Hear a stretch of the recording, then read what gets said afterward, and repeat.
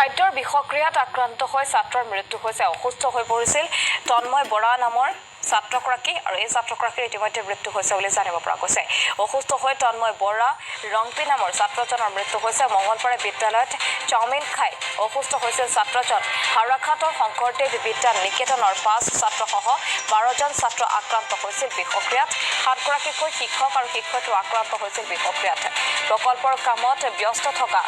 দলটোৱে ওচৰৰ হোটেলৰ পৰা আনি খাইছিল চাওমিন ইতিমধ্যে হোটেলখনৰ খা সামগ্ৰীসমূহ জব্দ কৰিছে আৰক্ষীয়ে এগৰাকী ছাত্ৰৰ মৃত্যু হৈছে চাওমিন খাই এগৰাকী ছাত্ৰৰ মৃত্যু হৈছে প্ৰথমতে আক্ৰান্ত হৈ পৰিছিল চিকিৎসালয়ত ভৰ্তি কৰা হৈছিল কিন্তু মৃত্যু সাৱটি লৈছে আন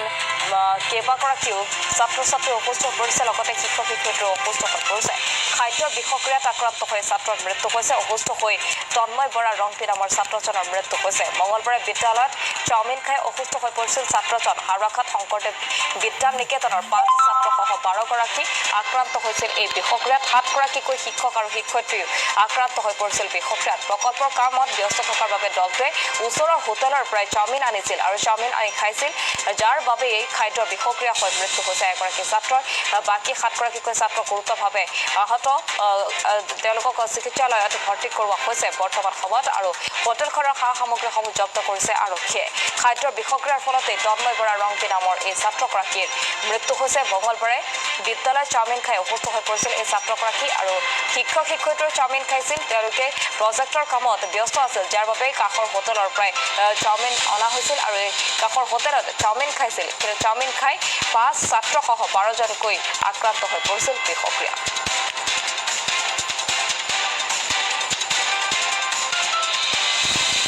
এই মুহূৰ্তত আমি ফোনযোগে সংযুক্ত হৈছোঁ আমাৰ সাংবাদিক গৌতম চন্দ্ৰৰ সৈতে গৌতম আপোনাৰ ওচৰলৈ গৈছোঁ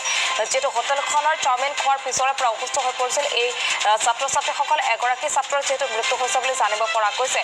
কেইবাগৰাকীও অসুস্থ হৈ আছে শেহতীয়া তথ্য আপোনাৰ পৰা জানিম তেওঁলোকৰ স্বাস্থ্যৰ বৰ্তমান কেনে হয় বুলি ক'ব লাগিব যোৱা 28 তাৰিখে যি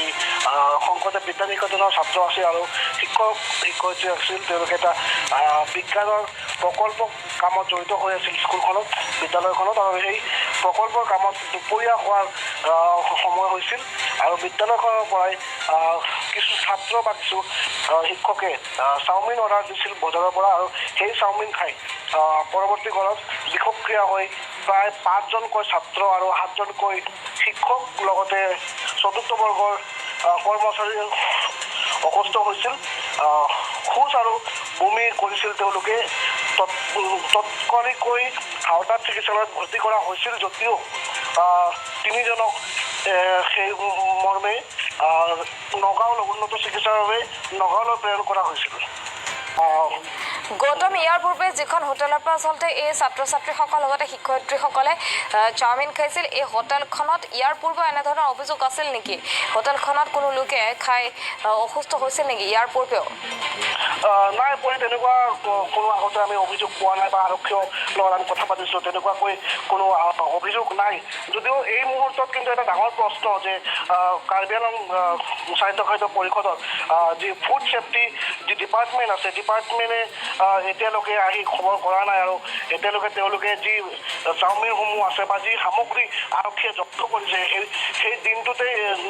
সন্ধিয়া আৰক্ষীয়ে জব্দ কৰিছিল সেই সামগ্ৰীসমূহ কিন্তু আৰক্ষীয়ে জব্দ কৰিছিল কিন্তু ফুড ছেফটিৰ যি অফিচাৰসমূহ আছে বা কোনো আছে তেওঁলোকে কিন্তু এতিয়ালৈকে হাওড়াত আহি কোনো এটা তন্নতন্নকৈ একো চাবলৈ সক্ষম হোৱা নাই গৌতম এই মুহূৰ্তত আপোনাক ধন্যবাদ জনাইছোঁ আমাক সবিশেষ তথ্য আপুনি জনোৱাৰ বাবে ফুড ছেফটি ডিপাৰ্টমেণ্টৰ কোনো লোকে বৰ্তমান সময়লৈকে সেই স্থানত গৈ পোৱা নাই আৰু হোটেলখনৰ যিসমূহ খাদ্যসমূহ পৰীক্ষা কৰা নাই বুলি জানিব পৰা গৈছে উল্লেখযোগ্য যে খাদ্যৰ বিষক্ৰিয়াৰ ফলতে এগৰাকী ছাত্ৰৰ মৃত্যু হৈছে আৰু বহু ছাত্ৰ অসুস্থ হৈ পৰিছে চিকিৎসালয়ত ভৰ্তি কৰোৱা হৈছে বহু এনে হোটেল আছে যিসমূহ হোটেলত আচলতে খাদ্য গ্ৰহণ কৰাৰ পাছতেই তেওঁলোক যথেষ্ট অসুস্থ হৈ পৰে বিষক্ৰিয়াৰ ফলত বহু লোক আক্ৰান্ত হৈ চিকিৎসাধীন হ'ব লগা হৈছে কিন্তু তাৰ পাছতো হোটেল কৰ্তৃপক্ষ কৰ্তৃপক্ষসমূহৰো কিছু আচলতে দায়িত্ব থাকে বা হোটেলৰ যিসমূহ মালিক থাকে তেওঁলোকৰ কিছু দায়িত্ব থাকে যাতে যিসমূহ খাদ্য তেওঁলোকে যোগান ধৰে সেইসমূহ খাদ্য খাই যাতে কোনো লোক আচলতে অসুস্থ হ'ব লগা নহয় সেই দায়িত্ব হোটেলখনৰ প্ৰথমতে থাকে আৰু সমান্তৰালকৈ ফুড ছেফটি ডিপাৰ্টমেণ্টৰ কোনো লোক এতিয়ালৈকে উপস্থিত হোৱা নাই বুলি জানিবলৈ দিছে এই হোটেলখনত আৰু এই হোটেলখনৰ খাদ্যসমূহ পৰীক্ষা কৰা নাই বৰ্তমান সময়লৈকে আৰু বিষক্ৰিয়াত খাদ্য বিষক্ৰিয়াৰ ফলতে এজন ছাত্ৰ আক্ৰান্ত হৈ মৃত্যুমুখত পৰিবলগীয়া হৈছে এই হোটেলখনৰ চাওমিন খোৱাৰ পিছতেই